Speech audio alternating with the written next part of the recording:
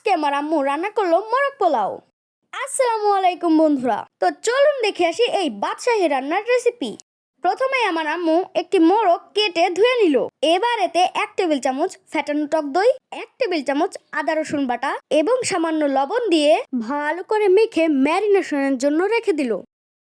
এবার একটা প্যানে কিছুটা সরিষার তেল নিয়ে তাতে ছেড়ে দিল বেশ কিছুটা পেঁয়াজ কুচি। এবার পেঁয়াজগুলোকে বেরেস্তা করে ভেজে নিল।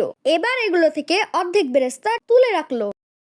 এবার বাদবাকি বেরেস্তার মধ্যে দিয়ে দিল 2টা তেজপাতা, 2 টুকরা দারচিনি, 4টা ছোট এলাচ এবং 4টা লবঙ্গ। কিছুক্ষণ মিশিয়ে এর মধ্যে দিয়ে দিল 3 টেবিল চামচ আদা রসুন বাটা। এবার দিয়ে দিল 1 টেবিল চামচ ধনিয়া গুঁড়া, 1 টেবিল চামচ জিরা গুঁড়া, হাফ টেবিল চামচ মরিচের গুঁড়া এবং পরিমাণ মতো লবণ। এবার মশলাটাকে ভালো করে কষে নিয়ে দিয়ে দিল ম্যারিনেট করে রাখা মাংসটাকে কিছুক্ষণ ভালো করে মিশিয়ে নিয়ে এতে দিয়ে দিল 2 টেবিল চামচ ফ্যাটানো টক দই। আবার মাংসটাকে ভালো করে একটু কষে নিয়ে দিয়ে দিল সিদ্ধ হওয়ার জন্য পানি। কিছুক্ষণ পরে দিয়ে দিল 2 টেবিল চামচ টমেটো সস। এবার মাংসটাকে ঢাকনা চাপা দিয়ে দিল। ঢাকনা খুলে দেখা গেল মাংসটা রান্না হয়ে গেছে, তাই এটাকে তুলে রাখলো। অপরদিকে আম্মু 600 গ্রাম চিনি গুঁড়া চাল ধুয়ে ভালো করে পানি ঝরিয়ে নিয়েছে। এখন একটা হাঁড়িতে দিয়ে দিল কিছুটা সরিষার তেল। তার ভিতরে দিয়ে দিল 2টা তেজপাতা, 2 টুকরা দারুচিনি, 4টা ছোট এলাচ এবং 2টা লবঙ্গ। এগুলোকে একটু ভেজে তার ভেতরে দিয়ে দিল পানি ঝরানো চিনি গুঁড়া চাল। এবার চালটাকে ভালো করে ভুনে নিল। চালটা যখন ঝরঝরে হয়ে গেল তখন দিয়ে দিল চালের দ্বিগুণ পরিমাণ গরম পানি।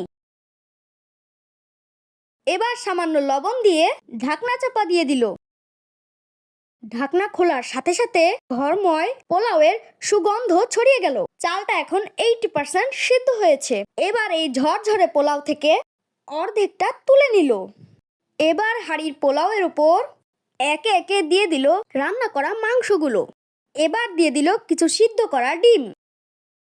তার উপরে ভেজে রাখা বেরেস্তা এবং কিছু কাঁচামরিচ ছড়িয়ে দিয়ে ওপরে দিয়ে দিল সেই তুলে রাখা পোলাও। এবার তার উপরে দিয়ে দিল মাংসের গ্রেভি, দিয়ে দিল আরো কিছু বেরেস্তা এবং আরো কিছু কাঁচামরিচ। এবার এটাকে ঢাকনা চাপা দিয়ে অল্প আঁচে 10 মিনিটের জন্য দমে রেখে দিল। একটা লবঙ্গ দিয়ে ঢাকনার ছিদ্রটাকে বন্ধ করে দিল।